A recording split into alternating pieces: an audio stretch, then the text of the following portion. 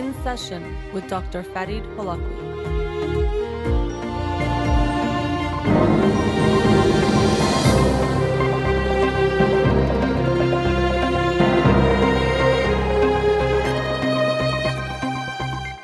Good evening. Welcome to In Session. I'm your host, Dr. Farid Holakouee, and I'll be with you for the next hour here on Radio Hamra. Not taking any calls because I'm on Instagram Live for today's show, but you can follow me on Twitter or Instagram or like my page on Facebook to get updates on the show or suggest topics or books for the program. And the shows are uploaded at the end of each week to my SoundCloud page and podcast on Spotify and Apple Podcasts. Before I get started, I wanted to wish a very happy birthday to Sarah, who is right now in Iran. Happy birthday. Wishing you all the best. I hope you enjoy yourself there with your family. Happy birthday. Let's get to the books of the week. The book for this week is 4,000 Weeks by Oliver Burkeman. 4,000 Weeks, Time Management for Mortals. I bought this book a couple months ago and I actually thought it would be a good time to read it going into the new year, where we think about time sometimes more directly or clearly because we're thinking about the changing of a year, and it brings up all these thoughts of what are we doing with our time. It tends to be a time that we reflect on how we've been using our time and also look forward to how we would like to use or change ourselves. We talk about new year, new me, which I'll maybe talk about that idea too next week when I talk about this book. But I will share some of my thoughts on time and also the ways we think about time and how that can affect us psychologically. But of course, about this book as well, which I can't tell you about because I haven't read it, but will next week. 4,000 Weeks, Time Management for Mortals by Oliver Burkeman. Okay, the book of the week from last week that I'll talk about tonight is The Family Firm by Emily Oster. The Family Firm, a data-driven guide to better decision-making in the early school years. And I really like Emily Oster's approach to these topics. So I've read her other book, Crib Sheet, or one of her other books, Crib Sheet, where she talks about birth to preschool years, looking at the research and giving some of her thoughts on what the research shows about the different major decisions that come up during that time. She has a book I haven't read yet called Expecting Better, which is about pregnancy and doing this same thing, as the subtitle here is a data-driven guide. And that's essentially what she does herself, a professor of economics. She's very good at looking at the data and trying to see what it tells us and also what it doesn't tell us. So Expecting Better is for birth or up before birth pregnancy. Then Crib Sheet, we have birth till preschool. And then here we have a book for the early school years. And I haven't read Expecting Better, but I'd recommend that one even without reading it, based on her work and how she writes these books where what I appreciate about her approach is she doesn't just say this is the best way to do it, this is how everyone should do it. Because realistically, what we find is that often the choices that we have to make, it's not that there's a black and white about this is going to be the best for everyone. Often it's that actually the choices don't matter that much as far as to say for everyone it's going to be the same thing. What can be really important is making the right decision for your family. And so I like her approach in that she looks at the data, presents the data, and gives recommendations in a way, but not some type of a prescriptive recommendation that you should all do this or that, but more of here is what some of the data is telling us, and based on that, you have to make the best decision for your family. And I might touch on this later in the show as well, but I think what's important to mention just here is that what we tend to think is because I'm, want to do the best for my child, and because we're so anxious about making the right decisions and so fearful of making the wrong decisions, we can be very quick to look for what we hope is just a right answer, some authority to tell us this is exactly what you have to do and there's no other way to do it and everyone should do it one way. But the reality is, as I often like to say on the show, is no one is going to do the thinking for you. Even that's something I'm aware of as I talk on my show is I do share my perspective. I even do give advice, especially if I'm talking to an individual. But I recognize that I'm giving my view on things, my perspective on things, my opinion about things. But at the end of the day, I can't tell you exactly what to do in your life. That's not possible. So I like that approach that Emily Oster has, and in this book, she has it as well. So we're always looking for someone to think for us. At the end of the day, someone might do some of the research for us or might look into things, but they're not going to make the decision for you. And so this title of the book, The Family Firm, it's, that word firm can mean lots of things. In this case, it means like a business. And so what she talks about is that in those earlier decisions that people make for their family or for their children, she gives this example of you go to your baby and they've, have green poop in their, in their diaper, and you worry about it. And it's a issue. You try to find out what's going on, but you quickly can solve it, and it deals, it becomes a very quickly dealt with issue. Like, okay, let me call the pediatrician. Pediatrician says it's actually okay. All you need to do is, let's say, give more water, do this, and your baby's going to be fine. And it's just quickly dealt with. But the decisions you make in early childhood, she talks about how those can seem more long-lasting. They're bigger decisions, and we have to be aware of approaching them the right way.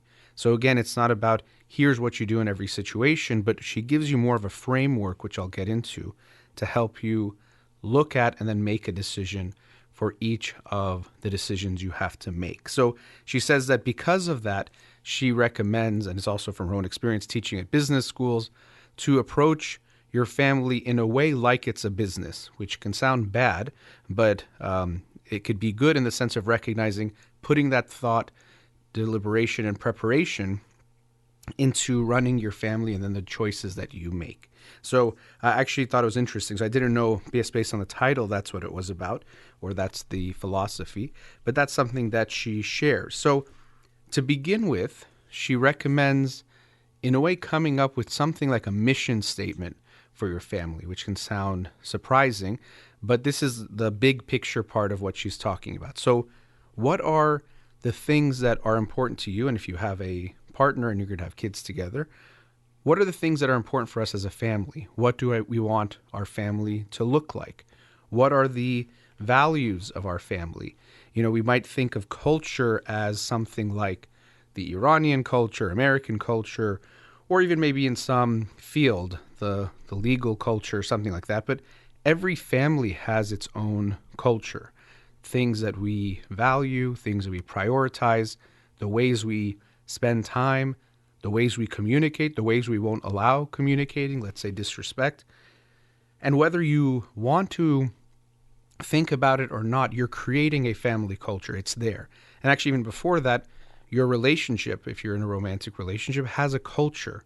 The ways we interact. Are we the kind of couple that talks about things, or we're not the type of couple that talks about things? Do we cross these certain lines or we don't? Do we make sure we talk in this way or that way, or communicate this often, see each other this often? All of those things are, in a way, a culture, a type of set of values, principles, behaviors, things that are accepted and not accepted that help create a framework for how things go forward. And so you're going to create that with your family as well. And so at the back of the book, she has these types of like worksheets. She says she loves workbooks herself that can actually help you in coming up with this big picture. It even includes things like, what do our weekends look like, or what do our weekdays look like? She talks a lot about even family dinners or meals. Are you going to be the kind of family that every day you have at least one meal together or dinner together, or, maybe it's a different meal? Or no, that's not going to be a priority for you. Because if we come up with this big picture, it helps us figure out a lot of other things.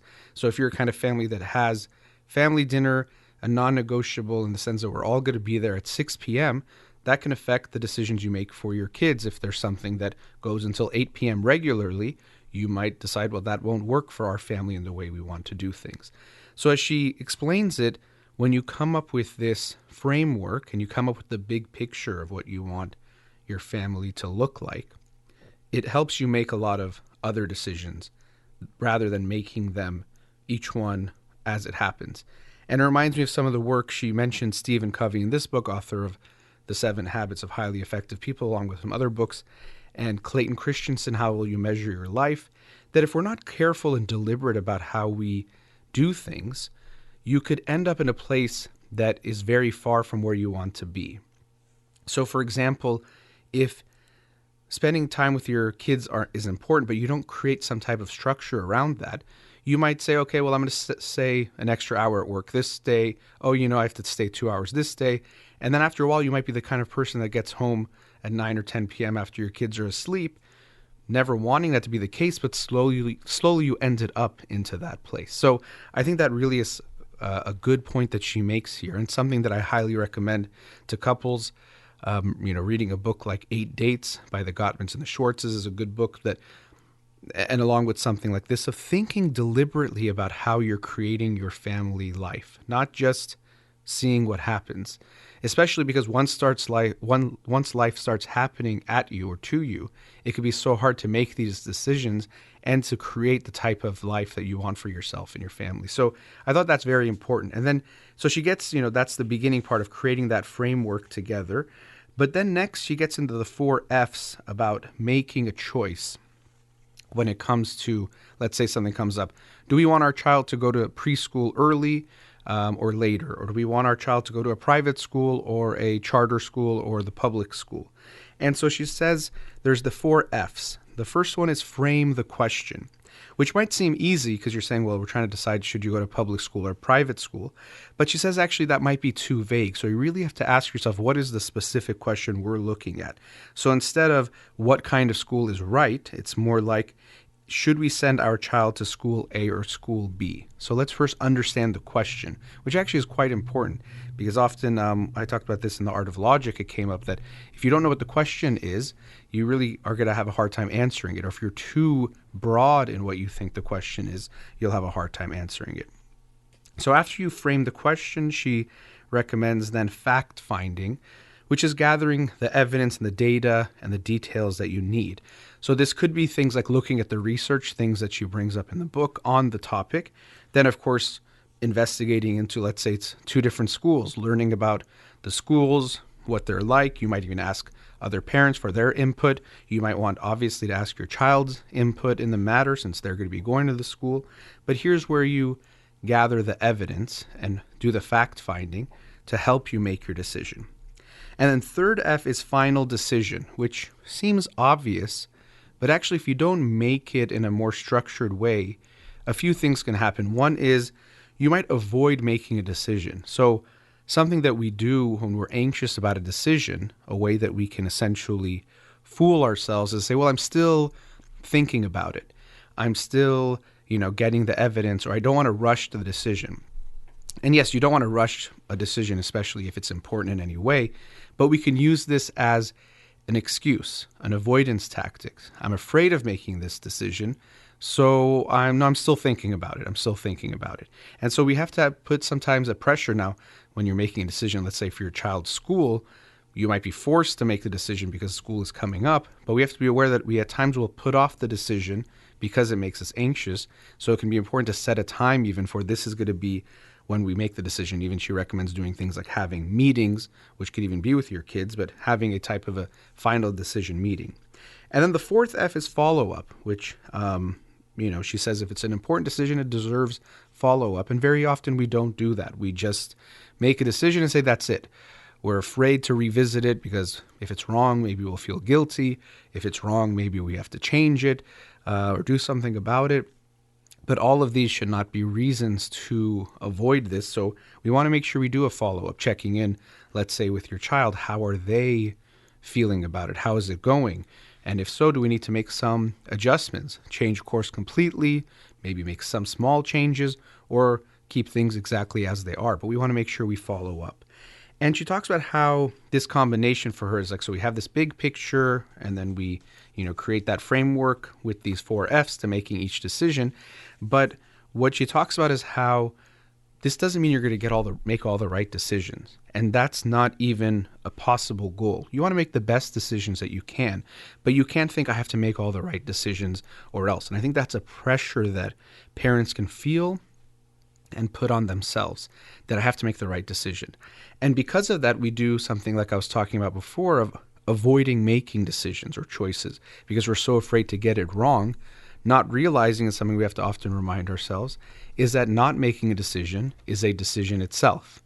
You're doing inaction, or you're choosing inaction, or every day you don't make that choice, that itself is a choice of not choosing. And so we have to be aware of not making that mistake.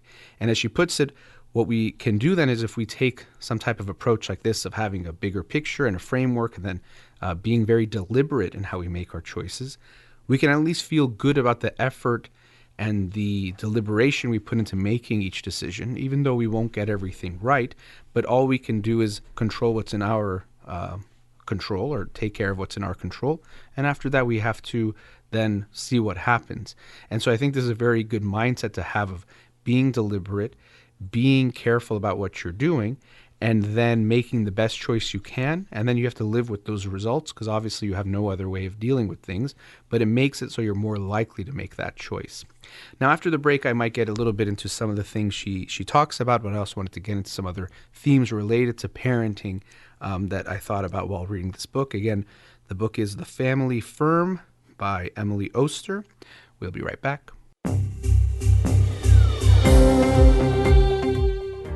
Welcome back. So I was talking about the book, The Family Firm by Emily Oster, and I discussed in more detail the framework, which to me is the biggest take-home of the book, which is having first this big picture mindset of your family, a mission statement, what do we want our family to look like, and then when you come to each choice, using those 4 F's to work through making the decision. And then as I said, I think it's so important that we have to make a decision and then live with that decision. And the thing is, when it comes to making decisions in general, I think it's a very challenging part of life because we don't know what's right. And I'm reminded of Soren Kierkegaard's quote of life only makes sense backwards, but can only be lived forwards. I think I'm missing a few words or adding a few words there. But I think it's a very nice quote because it's a reminder that, yes, in hindsight, everything can make sense and be easy, but we have to live life going forward, meaning that we have to make a decision and then live with it. We can't know everything and then go back and make a new decision to change things. So we have to make a decision always with incomplete information. We always know that we can't know everything and can't know how things are going to turn out. But what we would hope is that we're saying, based on that being the reality, I want to make the most deliberate choice I can make. I want to do the research I can. I want to fact find. If you have a partner, talk to them, talk to the people that are relevant, and then make a decision that I feel good about the process of making my decision. I can't yet know about the result because we can't know the result beforehand, but I'm going to make the best decision-making process, and then I can feel good about that. And I feel like this book does a great job of giving you that. Now, she does get into different issues that come up in parenting. School choice, actually a term I didn't know called red shirting. It's often used in college athletics here in the United States, but here it's about, should you hold your child back from starting preschool and things like that? Because if they're older for their age when they start, yes, sometimes we think, well, we want to push them forward. But if you start and you're younger, both physically smaller, but then also intellectually, let's say when you're 5 years old, 5 years old and a day is very different from 5 years old and 11 months, just even proportion-wise to their life. 11 months would be a big deal. What are the right choices? So she gets into different, decisions you have to make, things like school, extracurricular activities, sports, all these types of things that parents might think about and worry about. And, one of the take-homes that came up time and time again is that the different decisions that we can make themselves independently don't make that much of a difference. I know that sounds like I'm saying nothing matters. It's not that nothing matters, but it's that there often isn't a black and white about if your child plays violin, something very different happens for them than if they did something else. And the thing is, we hear lots of things. Like she said, we do hear about music and math, and there might be some connection, but as far as we can tell in the data that she shared, it's not such a clear connection that if your child plays a musical instrument, they will be better at math, or definitely a lot better at math. Doesn't mean they shouldn't play a musical instrument, but it could still be important to know what to expect and what not to expect. So I thought that was interesting that in a lot of these things that she talked about, it wasn't that we could say this is the superior way of doing things. It's not that black and white. Even video games, we think video games are bad. And this is, for me, another thing that it's important to think about in anything of life, is that rarely are things so black and white about something, or to look at it as, is it good or bad? Social media, is it good or bad? Well, it's a lot more complicated than that. And even video games, sometimes we think, well, it could have this huge negative impact. And it can have a negative impact. That's the thing that we have to keep in mind. But that it's not that video games themselves are going to definitely hurt your child. Like most things, in moderation, it actually can be okay. So we shouldn't think of it that way, of being so black and white. And so even during the commercial break, people will say things like, what should I do with my 5-year-old? What should I do at this age? And those questions, there's not going to be a simple answer to them, because raising your child is going to be, first of all, raising your specific child. And there's going to be so many things that you have to look at that no one could just tell you, do this and it's going to be okay. So going back to what I mentioned earlier, we are often looking for this very clear answer, and then we look to other people to give us that answer. And so now I want to transition to something related to this. So as I said, a lot of the things in the research, it doesn't give us a clear answer. And also I should mention this, there's also reasons behind that one is they might not be that different. The other is that many things are very hard to study or research, because if you try to say, okay, well, kids who play sports versus kids who don't play sports as a child, the problem is you can't just do it that easily, because there could be a difference between the children, that the families, the backgrounds, other things that get into sports versus those that don't. And they might not just be about what happens when they're into the sport. So they do try to control for these things and try to tease apart the information, but it's hard to do some of this research in such a clear way to get some definitive answers. So often the research is a little bit vague. It's not going to give you those clear answers. So it doesn't mean these things don't benefit us or they don't have any impact. It's just telling us that the research is still not clear on that. Or oftentimes it might be clear, but it's small. It's not a huge impact that we can at least tell at this point. But what I wanted to talk about now is something often you'll hear about mom shaming, but just making it more general, parent shaming. This is something that people deal with a lot, or I'm sure most parents can relate to this, where other parents will tell you as a parent that you're doing something so wrong with your kid, or how could you do this thing? Oh, you raised you breastfed this long? No, you can't do that. You're doing this. What's wrong with you? Or even, saying it in meaner ways. Or someone will post a picture of themselves with their child, and someone will say, oh, you're putting the car seat wrong. What are you doing? How irresponsible. And because more pressure tends to be put still, as even in American society, on the mother, moms get it more generally than dads do, but again, we can think of it in a general sense of when you shame someone else. And so when I was reading this book, this also came to my mind, because when we recognize that so many of these things aren't so black and white, even someone who's looking at all the research is telling us it's not black and white, we should really ask ourselves, who am I to tell someone else they're being such a bad mom or a bad dad? How can we be so sure about that? And so whatever it is we're talking about, if we're shaming someone else, obviously we would hope that would make us think this is not a good thing to do, is to shame someone and make them feel bad about how they're doing something. How is that helpful? But we should also ask ourselves, how do I know I'm right when we're shaming someone? You shouldn't do this, or how could you do that? And I think the parenting realm, we see this very strongly. Now, one of the reasons why we do this is we actually aren't so sure if we're doing it right. And because of that uncertainty that we have, that I'm not sure if I did it right, at times we project that out by putting a certainty that other people are doing it wrong if they do it different from us. It might seem very different, but it's even sometimes the same thing you see with religion, where someone believes what they believe so strongly and they attack people who don't believe what they believe. Some of that often is coming from their own self-doubt about what they're believing, that I don't know if this is the truth. And because of that uncertainty, what will make me feel better is to attack other people and tell them they're so wrong for not believing what I'm believing.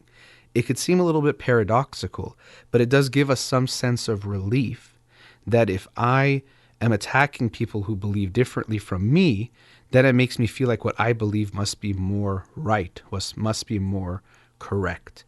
So I think we see this with parents where because they were uncertain themselves and they might have gone through a lot of hardship to do something a certain way, that when they don't see people do something that way, it triggers this feeling that they should attack them. And also, again, of course, it gives them their own feeling of superiority, that I'm such a good, responsible parent. I did it this way. How could you, how dare you do things the way that you're doing? It's so wrong and it's so bad. But what we need to recognize is that even the experts don't know that clearly, whoever the experts are on these things. So who are you to say you know for sure? And this is something I see in all domains of life when we look at social media and the ways people post things that, oh, if you do taxes this way, this is going to happen to the economy. If we do this with COVID, it's going to spread or not spread or be good or be bad. And they're so definitive and so clear when even the experts in whatever field is relevant to that issue are not that confident. So how can you be so confident about something that other people who are experts in that field are not even confident about? And this kind of blows my mind that you see this so much. And I think it's because partially social media encourages this. It reinforces people who are more definitive about things. And if you have more emotion in it, especially anger, I think there was some research recently that showed that angry posts were being promoted even more. It's going to have more influence, or it's going to go further, get more attention. And a big part of why people post on social media is to get that attention, that reinforcement. So they go towards that, being more definitive. If you say, I think there's two sides to this issue that have points, you likely won't make a big splash. But if you say something is so wrong, or people are so stupid to think this way, or to do it this way is so good or bad, or horrible or stupid or immoral, or so amazing, you're much more likely to get a reaction. So it's interesting to me when I was reading this and making that connection, because I think so much of what we see when people are attacking other people's ideas is because of their own self-doubt. I'm not sure if I'm right, and because of that, and if I identify so strongly with this, I have to attack you for thinking or feeling differently from me. So whether you're a parent or not, we want to ask ourselves, have I ever engaged in this kind of parent shaming? Because I think non-parents probably do it sometimes too. They might just still say, oh, why is that parent doing that? But either way, ask yourself if you've done that. It reminds me of a part in this book where it talked about bullying. And usually when we talk about bullying, we think, well, what if my child is the victim of bullying, which is important to think about and be aware of. I think it's so important when it comes to that to make your child feel comfortable to tell you anything, especially negative emotions, which would include telling you if they're being bullied or hurt by someone at school in some way. But she mentioned something about this, about what if your child is the bully? And I think sometimes we almost forget that part. Everything we talk about is the victims of bullying. And, if your child is the victim of bullying, which of course that happens, but, obviously there's someone bullying those kids. It's not a one-way street. It wouldn't exist if there was only victims. There has to be someone perpetrating it.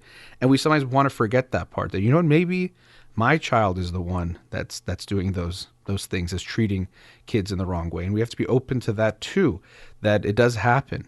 And we want to be aware of that and approach that in a way that we're respecting that. So it's just a little side note that I thought was kind of funny, but this is kind of a type of bullying that adults will do that might feel okay because we tell ourselves, I'm doing it because I want to teach this mom or dad about how to take care of their kids, and they're doing it so the wrong way that I have to tell them, and maybe even tell them in this way.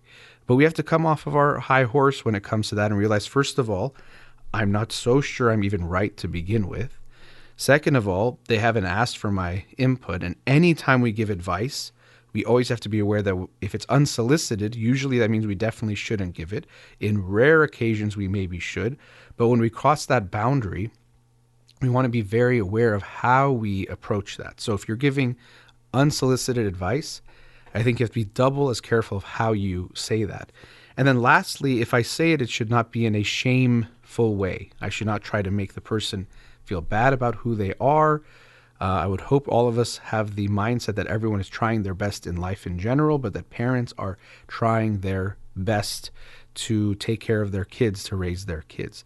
And so if you're saying something in a way that is intentionally shaming them or trying to make them feel bad, we should always recognize that that is coming from some weakness in ourselves that we're projecting out to them. I'm not sure about myself, so I want to attack them and tear them down.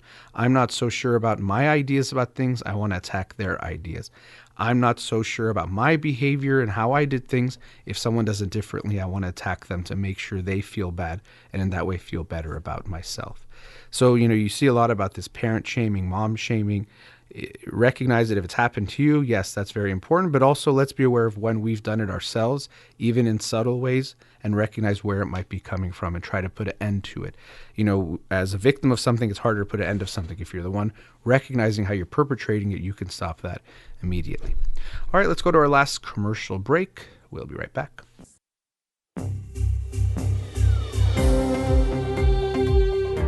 Welcome back.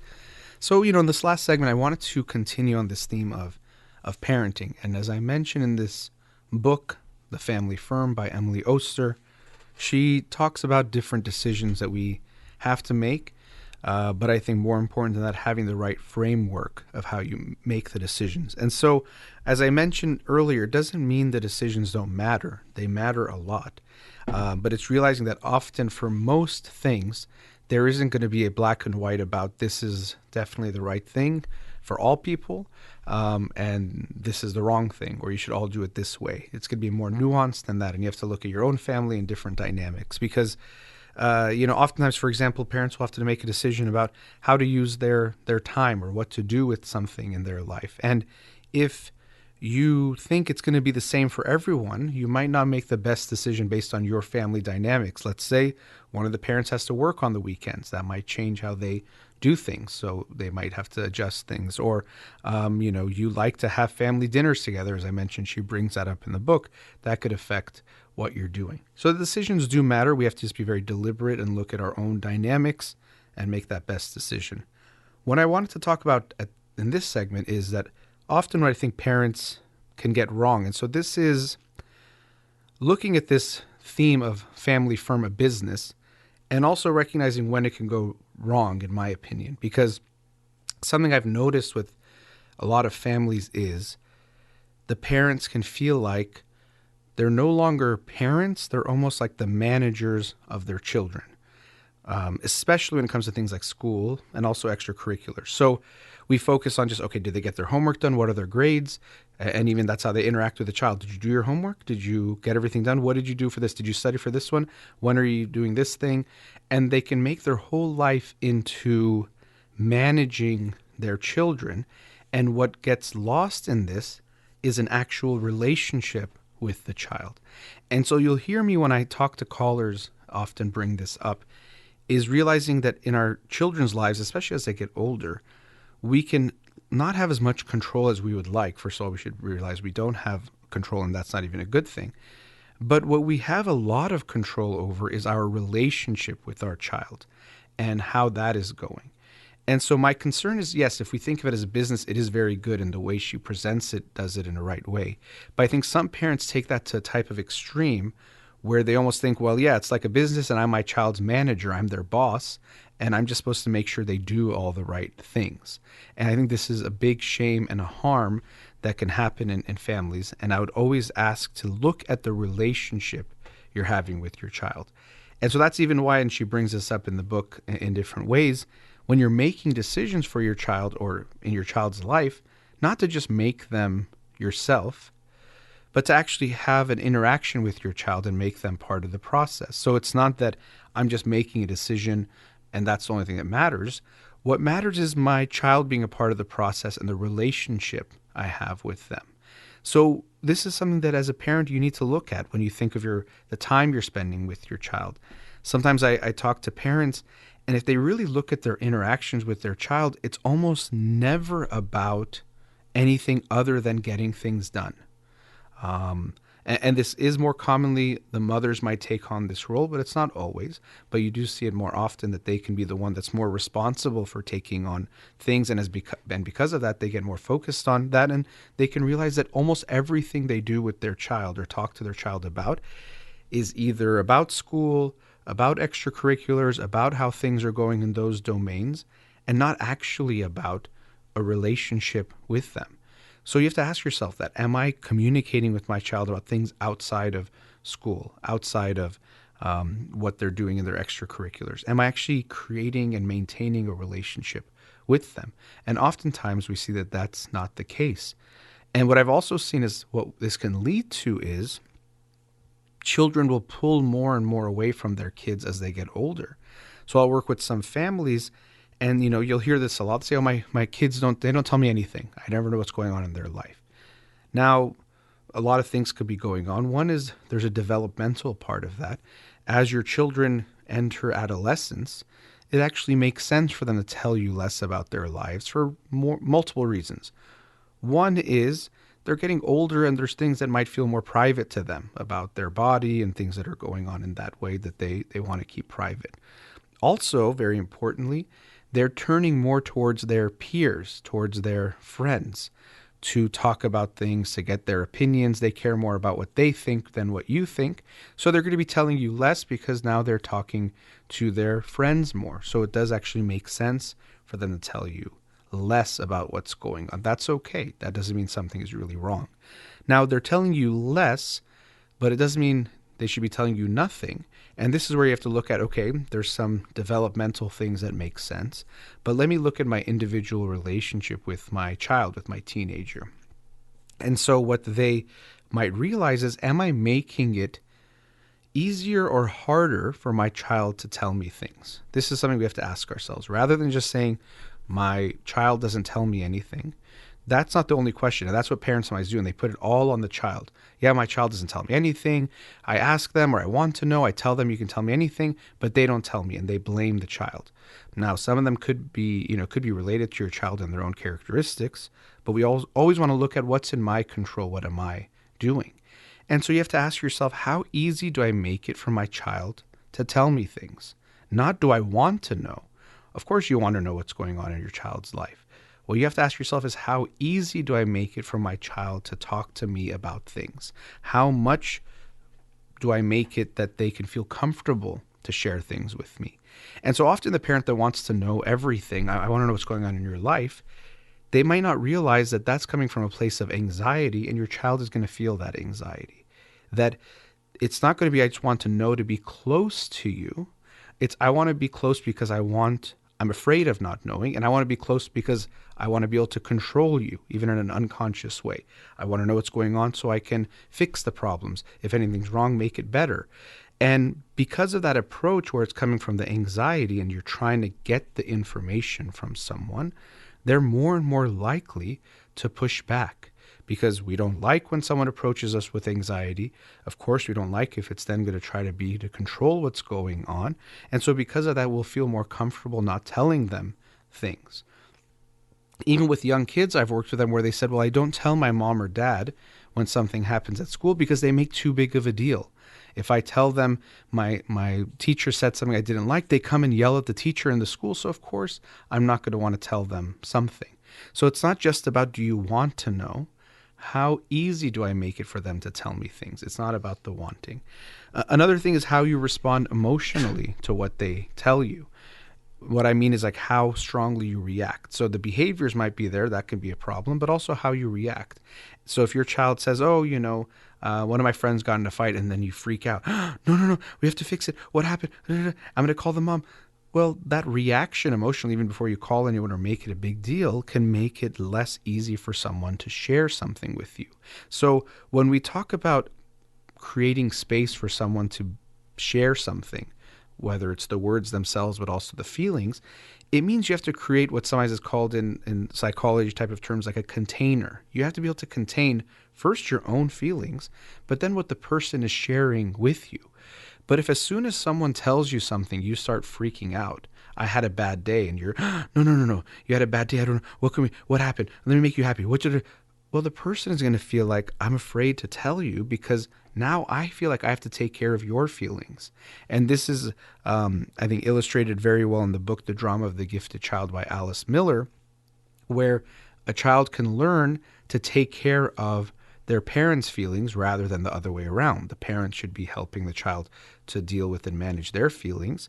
But if you can't take care of your own emotions, the child is going to learn that I have to take care of you. And if that's the case, it can be easier not to tell you. So a child will learn to hold things in. So if your child is not telling you things, you have to ask yourself, how easy am I making it for them to tell me things? So that could be one way, is that you get too anxious and freak out. Another is that you get too angry, which can be coming from the same place. Sometimes we get angry because we want to control what's going on and it's not going the way that we want. And so if you're getting very angry at your child, well, of course they're not going to tell you things. This is another thing I see in a lot of families where they'll tell me, I tell my kid to tell me anything you want, you can say what's going on. And then the child comes and says, oh, I got a D on a test. And the parent starts screaming and yelling and throwing things. And so you verbally said you can tell me anything, but have you shown that they can tell you anything? If you respond with intense anger and judgment and punishment anytime your child opens up, that's not going to reinforce for them to now keep opening up to you. So you have to be aware of how you react. Again, often the reason why parents want to know what's going on in their child's life is not to be close to them and to be a support. It's because they want to control. They want to know what's going on so they can do what they want and make what they want happen. Even parents will bring their kids to therapy. And I've had this happen where you can tell part of why they want their child to go to therapy is they think the therapist is going to tell them what's going on in their life, in the kid's life. Not, again, just because they want to be supported and they want to be there, but they want to be able to have control and to know what's going on and think, okay, the therapist can be awake. He won't tell me, but he'll tell the therapist. The therapist tells me, and now I know. And that's not what therapy should be about, of trying to get information or do investigation into your child in that way. It should be about helping your child deal with those feelings and giving them a space to talk about it or deal with those emotions. You might be included in that process, but if you're doing it to get the information out of them, that's the wrong approach. So we have to really look at, how am I responding to what my child tells me in making it easier or harder for them to open up. So if your child never opens up to you, and I know parents will sometimes say this in this kind of complaining way, again, as I said about the kid, you need to look at yourself. How easy do I make it or hard do I make it for my child to tell me things? I see this often in the clients that I see, that they will tell me I can't talk to my parents about things. I even want to open up more, but every time I do, it becomes too big of a deal. They freak out too much. And so because of that, I can't tell them something. And so this comes back to this theme of the relationship. Don't just think of your job as a parent as fixing things, making sure my kid does these things, doesn't do these things, looks a certain way, gets into this type of a career or doesn't. But I want to focus on my relationship with my child. Does my child see me as a mom or a dad, or do they just see me as someone who's trying to pick what they do, choose what they do, and tell them, do this or don't do that? Which brings me in, as I said about the control, to this analogy I really like when you think about raising your kids, which also relates to this theme that I was saying, that it's not about there's always this one way to do things, that every child should do it this way, that this is good, this is bad, in a black or white way, that you actually want to look at your child. And the analogy is this. When you have a child, it's like you've been given a seed, and you don't know exactly what type of plant that seed is going to turn into. You just cannot know. Your job is to love and nurture that seed the best way that you can, so that it grows into its full potential in the most beautiful way that it can. So it reaches that full potential. So you give it the soil, water, sunlight, all those things, if we think of it as a seed, and you let it become what it can become.